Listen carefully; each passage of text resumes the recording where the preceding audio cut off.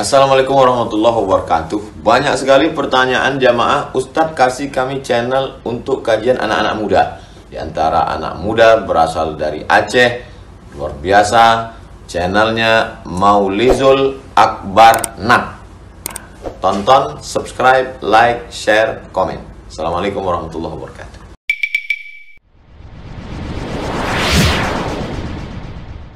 ورسوله الكريم اللهم صل وسلم على نبينا المصطفى محمد وعلى آله وأصحابه أجمعين. أما بعد، رب اشرح لي صدري ويسر لي أمري واحلل عقدة من لساني يفقهوا قولي. Segala puji bagi Allah, kemudian salawat dan salam kepada Rasulullah, pada keluarga dan seluruh sahabat-sahabatnya. Bapak Ibu jemaah salat subuh yang Allah muliakan insyaallah, kita masih membahas dalam satu hadis yang menyatakan tentang 5 dosa yang apabila Allah menanggapi dosa tersebut dengan memberikan azabnya di dunia, artinya langsung direspon oleh Allah, tidak ditunda ke akhirat. Azab bagi negeri atau golongan-golongan orang yang melakukannya, dan itu menjadi pertanda kalau sudah sampai pada tahapan itu tandanya kiamat akan segera mendatangi kita. Dan kita sudah kabarkan 4 dosa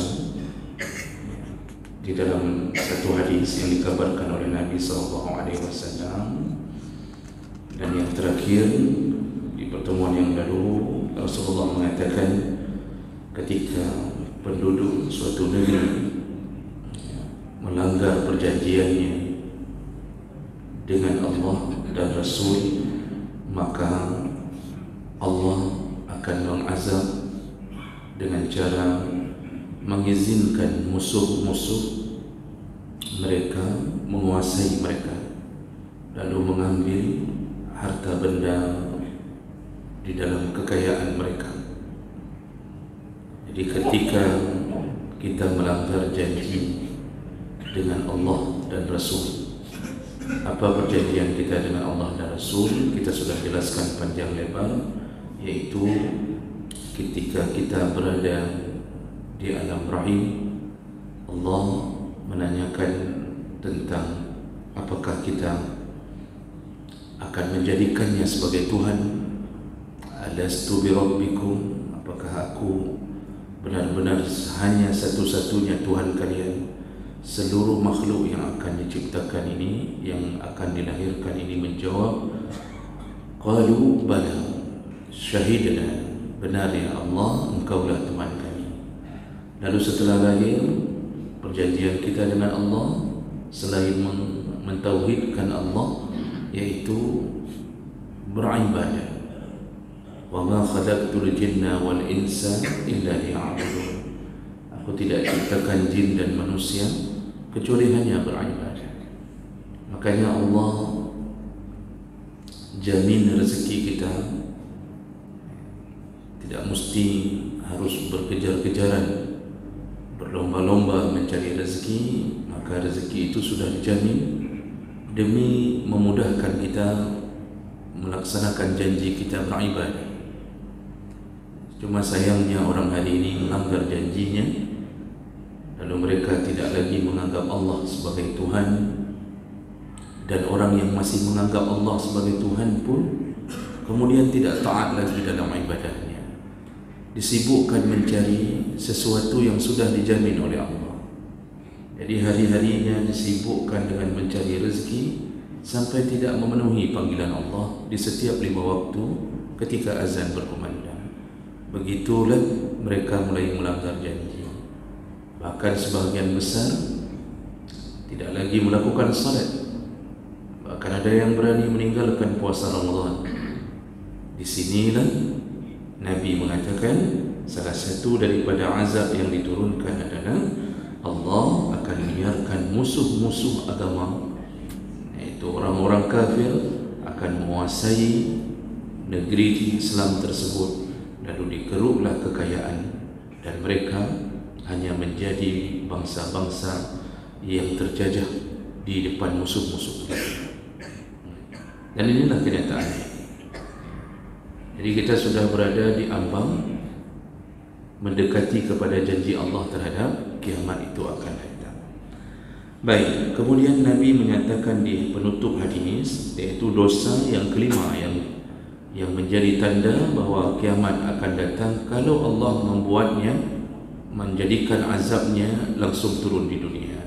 Rasulullah berkata, "Wa man lam tahkum a'immatuhum bi kitabillah wa yatakhayyaru mimma anzalallah illa ja'alallahu ba'suhum bainahum." Jadi Allah mengatakan, kalau seandainya pemimpin suatu negeri, iaitu negeri Muslim, tidak lagi menjadikan Al-Quran atau petunjuk dari Allah dan Nabi-Nya sebagai pedoman hidup mereka, jadi mereka meninggalkan Al-Quran, meninggalkan petunjuk Nabi sebagai pedoman hidup, maka apa yang akan Allah berikan untuk negeri itu? Allah jadikan negeri itu ba'sahum bainahum, mereka akan saling bermusuhan sesama mereka. Nah, ini tidak perlu kita tinjau ke negeri-negeri yang jauh. Kita lihatlah negeri ini, kekacauan demi kekacauan terjadi dari satu masalah, lalu belum selesai timbul masalah yang lain, dan terus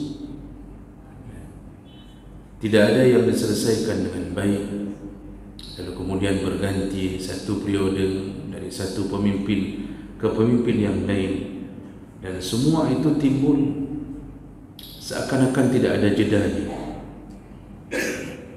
Dan kekacauan ini memuncak di saat kebencian muncul di antara sesama rakyat, atau bahkan rakyat membenci pemimpinnya, pemimpinnya tak bersedia untuk dikritik, pemimpin tak bersedia untuk mendengarkan nasihat rakyat, lalu pemimpin pun membenci rakyat, lalu kemudian terjadilah seperti yang kita lihat di antara sesama rakyat, antara satu suku dengan suku yang lain bermusuhan hanya gara-gara fanatisme kesukuan, walaupun sesama mukmin.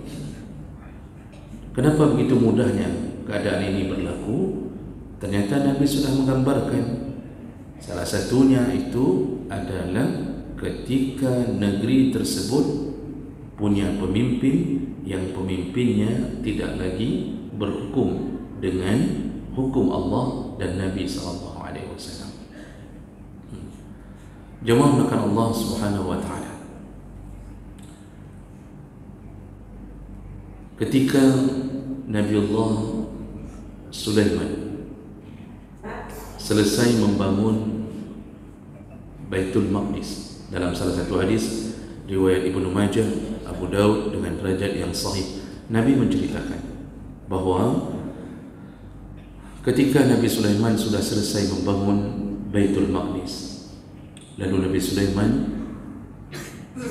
mengangkat tangannya lalu bermohon kepada Allah, dan salah satu permohonannya yaitu beliau mengatakan untuk ayyu'atiyahu hikaman ayyusadifa hukman.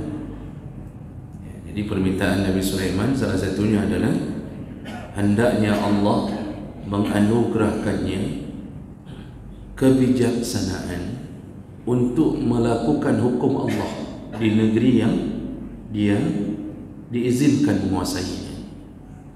Ini permintaan Nabi Sulaiman. Dia minta permintaan pertama, kata Rasulullah, Dia minta permintaan pertama, ya Allah, anugerahkan aku kekuatan, kebijaksanaan untuk melaksanakan hukum-Mu ya Allah di atas bumi ini. Nanti permintaan berikutnya Nabi Sulaiman minta agar diberikan kerajaan yang tidak pernah ada sebelum dan sesudahnya, seperti kerajaannya. Tidak ada yang sejaya, tidak ada yang sehebat seperti kerajaannya. Allah makbulkan dua permintaan ini. Allah makbulkan. Lalu permintaan ketiga, Nabi Sulaiman berkata, barang siapa ya Allah, kalau ada orang yang menginjakkan kaki ke Baitul Maqdis, yaitu Masjidil Aqsa, maka jangan biarkan dia keluar dari masjid ini kecuali Engkau ampunkan dosa-dosanya bagaikan bayi keluar dari rahim ibunya. Nah, Nabi kemudian mengatakan, aku berharap doa ketiga Sulaiman juga dikabulkan. Jadi Nabi sudah memastikan dua doa pertama dikabulkan, yaitu Nabi Sulaiman diberikan kebijaksanaan, kekuasaan, kekuatan untuk menjalankan hukum Allah, dan dikabulkan kerajaan Sulaiman tidak akan ada sebelum kerajaan itu ada, dan juga tidak akan pernah ada setelah kerajaan itu ada. Makanya tidak ada cerita hari ini bisa menyaingi kehebatan kerajaan Sulaiman alaihi salam. Jemaah mudahkan Allah, bagaimana Nabi Sulaiman berhukum, benar-benar beliau melaksanakan hukum Allah sesuai dengan syariat di masanya. Allah tundukkan hewan, manusia, dan bahkan jin. Mereka tunduk dengan rasa ketakutannya, rasa keseganannya kepada Sulaiman alaihi salam. Bahkan burung hudhud yang terlambat sampai ketika melakukan apel pada sebuah acara, Nabi Sulaiman murka, dan burung hudhud pun dimaafkan hanya karena mengabarkan tentang kesesatan yang ada di negeri sebelah, yaitu Yaman. Sedangkan Sulaiman berada di Palestina, di burung hudhud mengabarkan ada di negeri sebelah, yaitu sebuah kerajaan dipimpin oleh seorang ratu yang mereka menyembah matahari, ya'buduna asy-syams. Begitu mendengarkan itu, Nabi Sulaiman heran. Dia tidak tahu bahwa ternyata tidak jauh dari tanahnya, dari kerajaannya, ada kerajaan yang menyembah matahari. Maka segeralah dia mengatur siasat untuk membuat mereka taubat, dan berhasil dengan izin Allah. Berhasil dengan izin Allah. Jadi begitulah Nabi Sulaiman berhukum dengan hukum Allah, sehingga Masya Allah kerajaan itu benar-benar makmur, benar-benar hal yang tidak akan pernah terulang kebijakannya, ya. Dan semua kemakmuran itu dia dapatkan karena berhukum dengan hukum Allah. Jadi jemaah melakukan Allah, kebahagiaan hanya bisa muncul ketika kita menyerahkan urusan kepada Allah.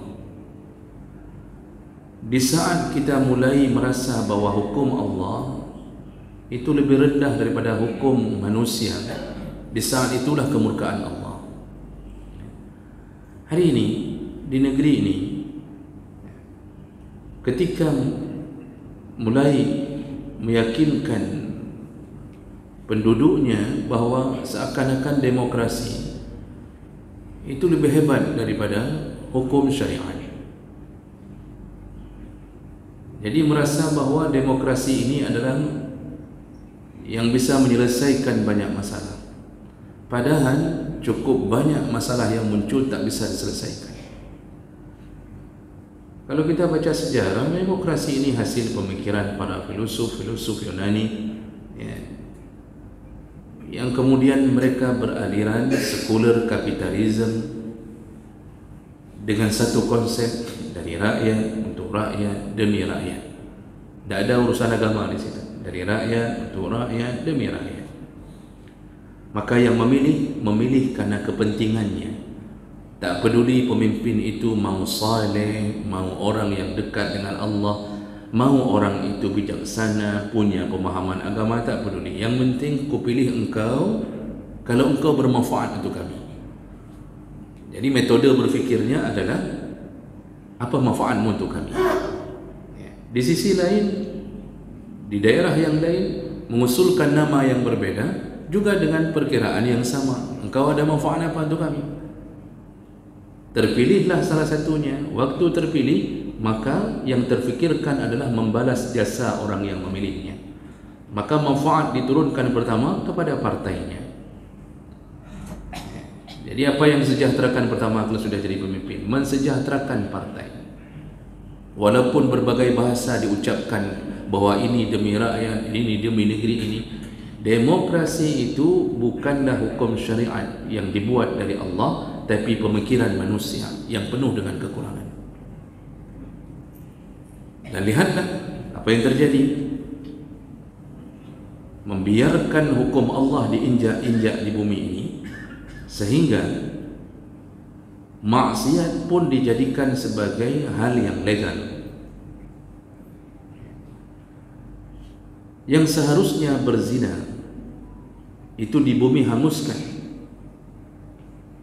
Artinya tak boleh hukum membiarkan terjadinya zina. Tapi apa yang dikatakan oleh orang-orang yang berpemahaman demokrasi ini, mereka mengatakan selama mereka tak mengganggu kita, itu dilakukan pun suka sama suka, bukan menginjak-injak hak asasi manusia, maka silahkan. Lalu dirubahlah nama-nama mereka yang dulunya disebut dengan pelacur, ya, dirubah menjadi lebih terhormat, menjadi pekerja seks komersial. Jadi dianggap, kalau boleh kita bilang lagi, nanti lama-lama itu jadi PNS. Demi melegalkan, tidak masalah mendirikan lokalisasi. Yang penting bayar pajaknya, kamu selesai dengan negara. Masalah engkau menginjak-injak hukum Allah di negerimu, itu bukan sebuah hal yang dianggap melanggar dalam negeri demokrasi ini. Padahal maksiat yang terjadi di satu negeri menyebabkan Allah murka. Cuma karena pikiran kita dibangun dari awal, yang penting jangan ganggu orang. Yang penting kita hidup ini nyaman, tidak dizalimi oleh orang-orang yang melakukan maksiat. Itu adalah perkara yang biasa saja. Cukup banyak orang hari ini Muslim yang punya usaha yang tidak lagi membayarkan zakatnya. Adakah satu hukum di negeri ini yang menyatakan atau mengejar orang-orang yang tidak membayarkan zakat? Sebagaimana Abu Bakar dulu pernah memerangi orang-orang yang mencoba untuk tidak membayarkan zakatnya sepeninggal Nabi sallallahu alaihi wasallam. Dulu Abu Bakar ketika Rasulullah wafat dan beliau kemudian dibaiat menjadi khalifah pertama, dan beliau mendapatkan kenyataan bahawa ada sekelompok orang yang kemudian mengingkari untuk membayar zakat, tapi mereka Muslim dan mereka tetap salat. Apa yang dilakukan oleh Abu Bakar? Diperangi itu pasti otomatis terjadinya pembunuhan. Hanya karena Abu Bakar khawatir murkanya Allah, hanya karena sempalan ini, ya, kelompok kecil ini berniat untuk melawan Allah dan Nabi SAW. Hari ini tidak ada aturan. Ya silahkan, yang mau bayar silahkan. Tidak dikejarnya para orang-orang yang ingin melawan hukum Allah, tidak dikejar. Tapi coba kalau tak bayar pajak, sampai ke ujung bumi pun dikejar. Yang wajib itu zakat. Tapi karena ini negeri bukan negeri syariat, tak penting engkau nak maksiat, silakan maksiat. Begitulah keadaan. Nah, perkara ini yang kemudian kita tak sadari, Allah murka ketika kita melakukan maksiat. Ini lingkaran syaitan, Bapak Ibu yang Allah muliakan. Karena di dosa yang kita pernah sebutkan, yaitu dosa yang kedua, ya. Dosa yang kedua, dosa pertama itu zina, yang Allah akan berikan wabah penyakit, ya. taun, ya, seperti COVID, itu zina merajalela. Kemudian dosa yang kedua, mengurangi timbangan, artinya orang-orang sudah tidak lagi amanah pada pekerjaannya. Apa kata Rasulullah? Kalau kita ingat kembali di pertemuan sebelumnya, kata Rasulullah, kalau sudah mulai merajalelanya orang tidak amanah, maka Allah akan izinkan negeri itu dipimpin oleh pemimpin yang zalim, yang akan menzalimi diri kalian sendiri. Nah, kemudian setelah pemimpin itu muncul, lalu kemudian Allah izinkan lagi, di saat tidak dijalankannya hukum Allah, diizinkan lagi oleh Allah, pemimpin itu akan menyebab kezaliman pemimpin itu tidak berhukum dengan hukum Allah, akan menyebabkan kekacauan di antara kita, jadi pertikaian di antara kita. Jadi lengkap, sudah lengkap orang-orang yang tidak mau menjalankan hukum Allah. Sudah pemimpinnya zalim, kemudian rakyatnya juga hancur-hancuran, ya, ekonomi juga hancur. Allah tidak turunkan lagi hujan kecuali sayang kepada para binatang saja. Ini semua sudah lengkap. Apa yang terjadi jemaah melakukan Allah? Tidak ada lain, kita mulai meninggalkan hukum Allah. Orang-orang yang sekuler hari ini diizinkan berbicara di panggung-panggung, di media-media, bahkan dengan beraninya mengolok-olok agama Allah. Berani sekali mengolok-olok agama Allah. Beberapa profesor yang ada di Jakarta, bahkan mereka bertugas di lembaga-lembaga di atas nama Islam, tapi begitu mereka bicara dengan cara melecehkan agama Allah. Kami sudah dengarkan beberapa kali. Saya pernah ikut seminar di Jakarta, dan ternyata yang dihadirkan dalam satu acara tersebut, dihadirkan beberapa orang sekuler, dan mereka berbicara benar-benar, bagi kita yang punya iman, kita harus istighfar. Dan itu banyak. Mereka banyak. Begitulah mereka dibiarkan berbicara, ya, menguasai negeri ini, memberikan ide, memberikan usulan. Nah, kita tak sadar, inilah sumber kekacauan yang diberikan oleh Allah Subhanahu Wa Taala. Di saat negeri yang lain, yang walaupun tak sempurna menjalankan hukum Allah, tapi mereka mendapatkan kesejahteraan, sumber alam membuat mereka bahagia, hidup tenang, pajak bahkan dibebaskan dari rakyat, yang pengangguran pun diperhatikan, yang mau menikah diberikan modal, kemudian negerinya sanggup menyekolahkan anak-anak bangsanya tanpa harus berharap beasiswa dari luar negeri. Semua mereka mendapatkan kesejahteraan itu. Salah satunya apa? Tetap berhukum dengan hukum Allah walaupun tidak sempurna menjalankan. Hari ini ketika, ya, para waria, bencong-bencong, banci, LGBT ketika dihukumi, ya, dan kita ingat apa, di Aceh ini, ya, dekat dengan kita, itu begitu ditangkapnya para bencong-bencong lalu dipaksa untuk menjadi lelaki, yang datang komentar dan protes bukan dari orang-orang terdekat kita, tapi yang datang protes bahkan dari internasional. Jerman langsung turun tangan memprotes kenapa bencong dipaksa untuk berguling-guling, dipaksa untuk memakai pakaian lelaki. Lihatlah bagaimana negeri ini disorot, dipantau untuk tidak melakukan hukum. Bahkan orang yang memaksanya dimutasi segera untuk tidak berada lagi di instansi tersebut. Begitulah kerdilnya Islam. Padahal itu hukumnya haram, ya, meniru-niru gaya perempuan bagi seorang lelaki. Bahkan itu sumbernya LGBT, itu sumbernya penyakit HIV/AIDS. Tapi ketika seseorang mencoba memperbaiki, dihancurkan beramai-ramai. Maksiat dipelihara beramai-ramai. Maka jangan heran, ya, timbul ide untuk mendemo, dan bukan hanya demo, ya, terjadi penjarahan, terjadi pembunuhan, kekacauan di mana-mana.